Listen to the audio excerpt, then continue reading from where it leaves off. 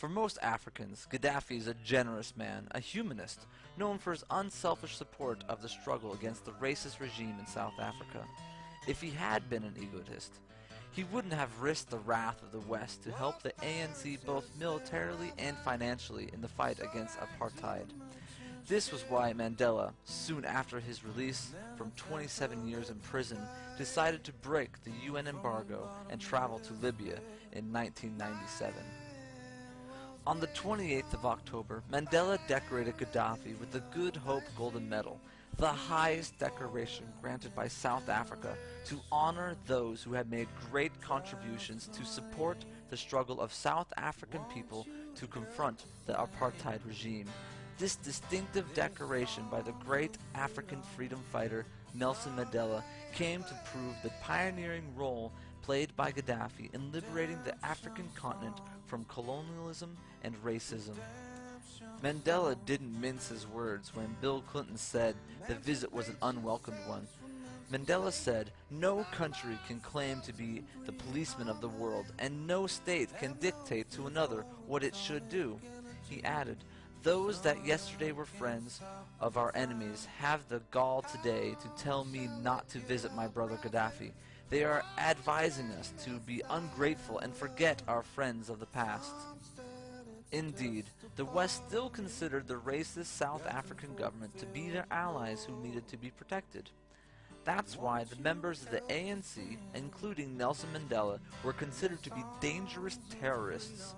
It was only on July 2nd, 2008, 4 years ago, that the U.S. Congress finally voted a law to remove the name of Nelson Mandela and his ANC comrades from their blacklist.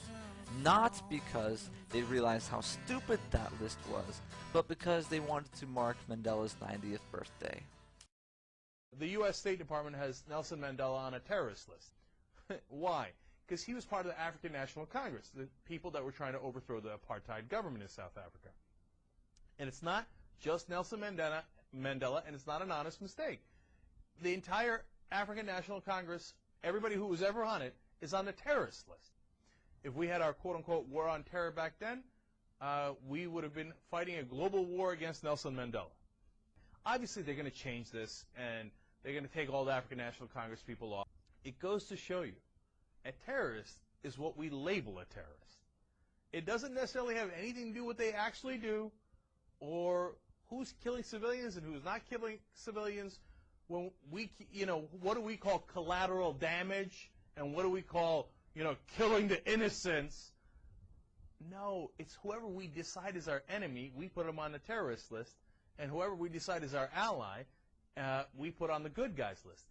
And from time to time that changes. And we had the white apartheid racist government of South Africa on the good guys list, and we had the heroic resistance to that government on the terrorist list. And now we realize, oh yeah, they've taken over power, and now we have to deal with them, so they're no longer terrorists. And by the way, we had them on a terrorist list, and they overthrew the white government without any bloodshed. I mean, what happened in South Africa was nearly a miracle.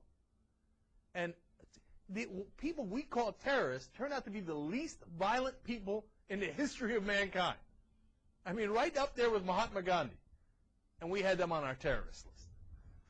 Gives you a sense of what nonsense all of this is.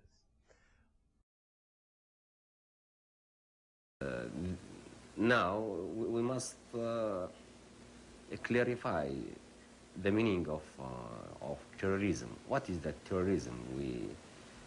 We consider the manufacturing of nuclear weapon is terrorist action, and establishing foreign military bases in the land of others. It is also terrorism, and make people is suffering from famine, to keep food for them.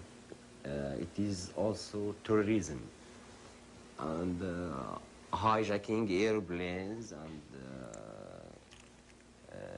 this is honest people to be victim for this action. It is also terrorism. But we support the struggle of the peoples for the freedom, for the independence.